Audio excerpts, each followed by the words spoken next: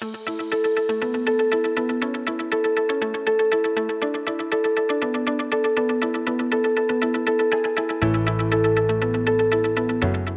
there. Thanks for joining me. My name is Ryan Staley. I'm a senior researcher at Destination BC, and I'm going to be chatting today about how we've been using mobile movement data to look at trends in BC tourism. I've been with Destination BC for the last 6 years or so, working on all sorts of research projects from things like our visitor tracking and overall statistics, as well as projects that really help our marketing team to figure out how best to market to get visitors to come to British Columbia. And I am coming to you from beautiful Seashelt in British Columbia. And that picture there, that's a sunny day. It's always sunny here, so we get those all the time. So to look at what we're looking at, so we asked Environics Analytics to help us dig into travel trends in British Columbia, particularly about Americans traveling to Canada, to BC. And before I guess the world changed in March, we were really concerned and interested in how we could get the right people to come and travel, who our travelers were, and to try to really help the industry by getting Americans and folks from all over the world really to travel to British Columbia. And so to look at, to start with, in looking at 2019, 2.6 million visitors to British Columbia and 3.4 million trips. Now, usually we can see that fact that it's 3.4 million trips through other information from Statistics Canada, but the fact that those 3.4 million trips were made by 2.6 million visitors is something that we didn't have information on until we started using the VisitorView product. And then also the number of nights that they stayed, 17.6 million nights, right? Most of these visitors are traveling to sort of the Vancouver coast and mountains, which also includes Whistler, as well as Vancouver Island, which obviously Victoria and Toda as well, or Thompson Okanagan tourism area, which includes sort of Kelowna up to Kamloops, so sort of the Okanagan Valley area. When we look at our American visitors, where are they coming from? And we have traditionally marketed and really focused in the US on Washington State and California, as well as trying out a couple other key long haul markets. But really, you see that proximity is really critical with Washington State and California. Almost half of our visitors from the US coming from those states. But then the proximity is really, really critical when you look at the incidence or the percent of penetration of households, where in Washington State, over 22% of households are traveling to BC, California, 4.1%, and Oregon 7.1%. Whereas, overall in the US, it hovers between sort of 1% and 2% of households having traveled to BC, right? And then you see some of the longer haul destinations really are the bottom states. Not a lot of visitors coming from those places like Delaware or South Dakota. So this slide really illustrates one of the big reasons that we undertook this project. So we see that most of the visitation, or a big chunk of the visitation, is coming in the summer months, right? And this is looking at 2018 and 2019, the number of trips taken to BC, and we see that the importance of that sort of Q3 or summer period.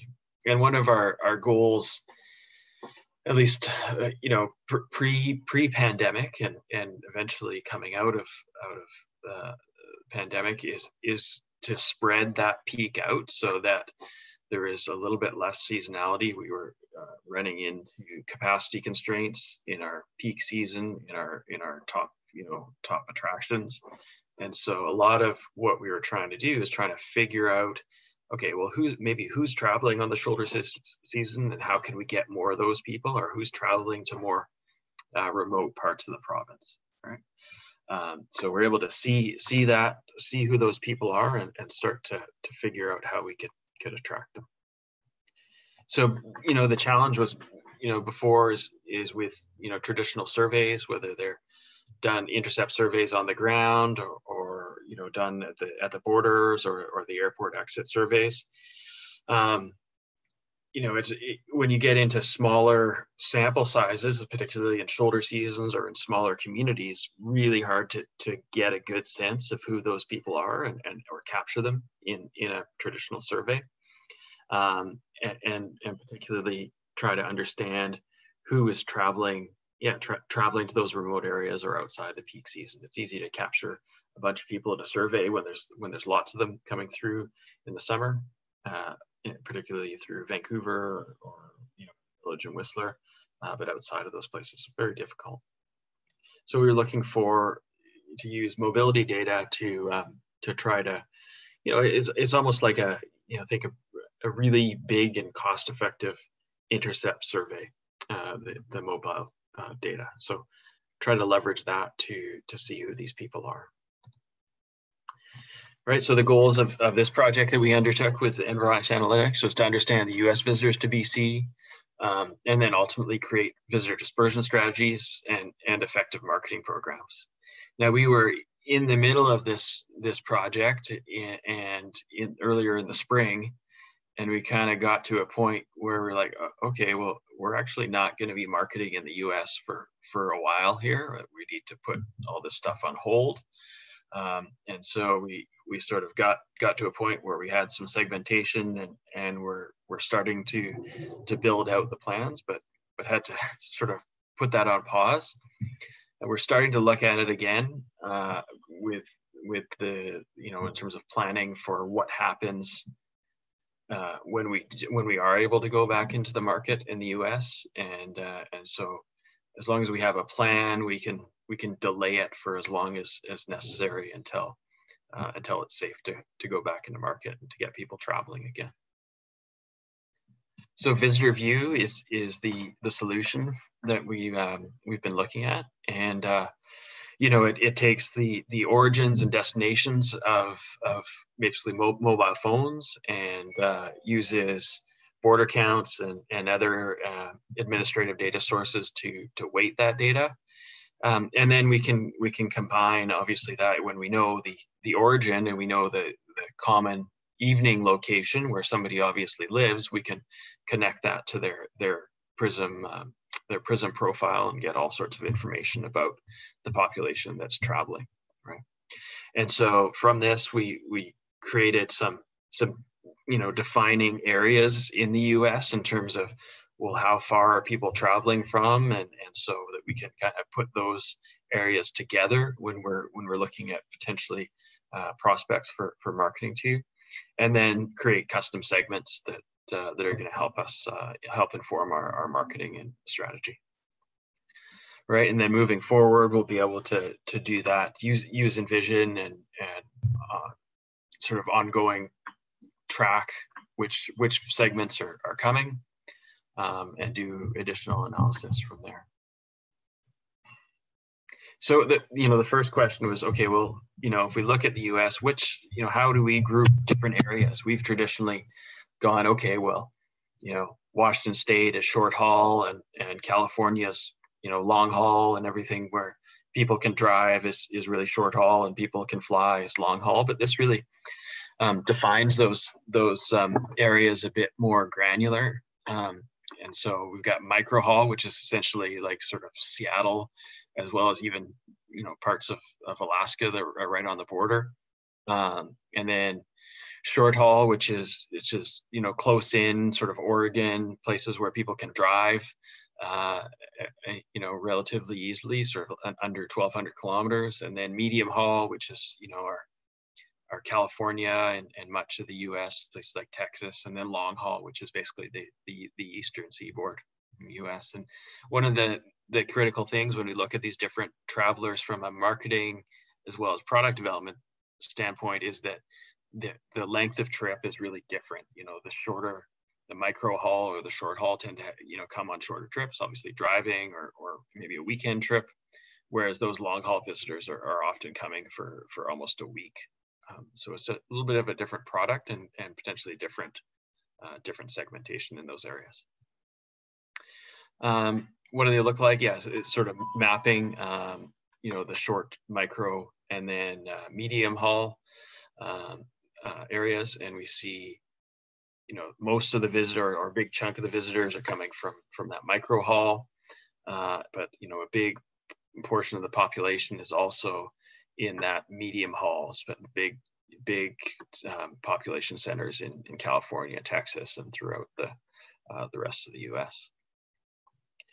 And then the other question is, where in BC do travelers from different parts of the U.S. go to? And we see this Vancouver Islands, Vancouver Coast and Mountains, Thompson, Okanagan, Kootenay Rockies, which is sort of the southeastern portion of the province, Caribou, Chilcotin Coast, which is sort of the middle of the province, and then northern BC. And so what we see is, folks from, say, long haul are much more likely to go into the major centers in Vancouver, whereas, people from maybe sort of the medium and short haul, even micro haul, tend to disperse a little bit more. But interesting to point out that unlike the rest of BC, that micro haul sort of Washington State traveler is much less likely to go to northern BC. Of course, when you get to northern BC, it's not really micro haul anymore. It's not 0 to 199 kilometers. To get to northern BC, you have to add about 500 kilometers. So it's not really that short cross-border hop anymore.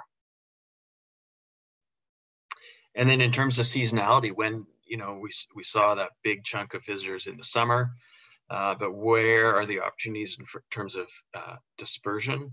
And we see, some of the, in the spring, for example, larger chunks of visitors coming from the medium and long haul. And then in the winter, that micro short haul becoming a little bit more important for, in the winter time period. So we'll be able to sort of adjust our marketing tactics and where we potentially want to market moving forward as we really get into driving dispersion based on where people tend to travel from in different seasons. All right. Then we can get into the segmentation, and this is where we really can get into a granular look at where or who is traveling. And traditionally, we have Destination BC has thought of our U.S. travelers as that, sort of affluent, 45 plus traveler, and we look at the upscale empty nesters and all American matures, and we see those are a big chunk of our market. But interesting to see that the segments that over-index more are actually things like the splurging starter families or a free spirit singles that we maybe haven't really traditionally called out in our marketing activities. So as we go forward and as we try to bring visitors back, it's probably going to be important to see if these are the types of segments that we can draw back to the province once it's safe to travel. So overall, these core target segments that really over-index are about 70% of our total visitors, as well as total nights and total trips. And so those are going to be the segments that we're going to be watching for going forward. In those core groups, we saw two of them: the splurging starter families and free spirit singles. Between 2018 and 2019, a lot more visitors coming, spending more nights in general. So there may be opportunity to continue to get those growing. What we were seeing in British Columbia over the last pre-pandemic, so through 2019, is we saw a lot of compression where hotel rates were really rising, and so and not a lot of inventory left to draw more travelers. As we get more travelers from overseas, sometimes they were offsetting our traditional, particularly short haul U.S. markets as well as domestic markets. So it's good to see there's certain segments that we're still growing, but others that were definitely getting displaced. And then getting into, okay, well, which of these segments, if we want to get more people to travel in the winter or even in the spring, which segments are maybe going to pose a bit more of an opportunity? And we see those splurging starter families and free spirit singles in certain halls looking promising in the winter. Other bits like the exploring families, and we'll see in the next slide that they tend to travel outside of the Vancouver, Whistler, Vancouver Coast and Mountains region a bit more. They're also more likely to travel in the spring from those medium haul origin markets. So lots of opportunity to really customize our marketing approach and our targeting, depending on what our goal is for how we disperse travelers. Again, looking at those same segments, from a tourism region standpoint, we see groups like that exploring families for Thompson Okanagan and Kootenay Rockies, much more likely to, looking at 8 and 9% versus for Thompson Okanagan and Kootenay Rockies from the exploring families, whereas the free spirit singles much more likely to be traveling into that Vancouver Coast and Mountains region than some of those other tourism regions. So interesting opportunities where if we want to look at getting people to travel throughout the province, we can look at some different segments and try to capitalize on those opportunities. So some of the key takeaways here, right? 39% of households are representing, 65-70% of all visitors, right? And so those are the segments that we're going to want to be targeting to keep driving that visitation. Those are our best opportunities, right? And in terms of the tactics as things, as plans to open up, certain segments like empty nesters and short and sweet families might be opportunities, but we'll have to see how likely they are to travel as things open up. So we're going to take a look at all these segments and start to think, okay, is there any information to indicate that maybe those families or those segments are traveling more than others as we move out of the pandemic. And different strengths in different halls, so potentially different tactics depending on or different targets depending on the market in the US, the different geography that we're going into, right? It's also, as we, when we eventually move from just trying to rebuild to trying to target and try to disperse people, there's some great opportunities to really key in on certain target groups for our seasonal marketing activities, right?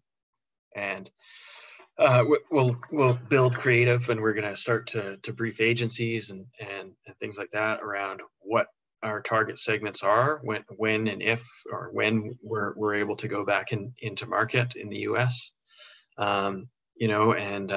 This is we're starting the planning for a post-COVID future.